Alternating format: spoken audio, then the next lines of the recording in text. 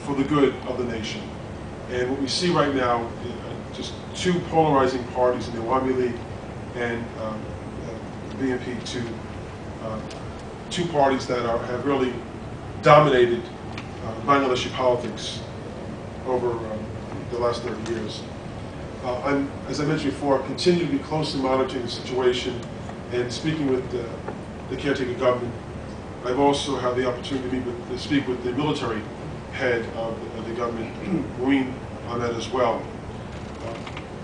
I brought up with the head of the caretaking government my concern about both Sheikh Hasina, the two Begums, Sheikh Hasina and former Prime Minister Zia, that we would be watching very closely how they have been treated.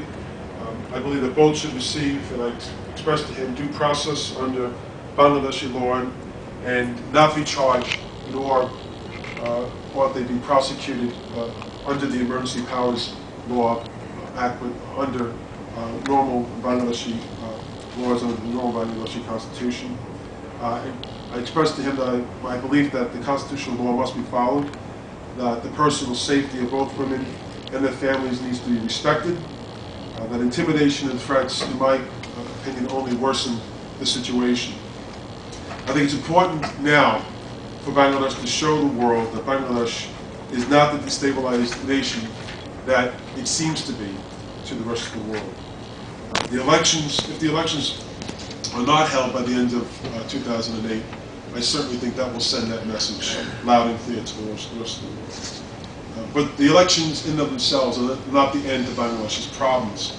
Whoever comes to power must create an independent judiciary that can begin the process of purging corruption and human rights abuses from the country, as well as maintain the rights of the minority population within that country. The Anti-Corruption Commission must remain a priority and must live up to the letter of the law. If corruption and freedom of individual rights are not respected, the U.S. and the international community, again, will not be as generous with aid or direct foreign investment. Problems with terrorism and minority rights, I believe, could be fixed if corruption were to be removed from the government.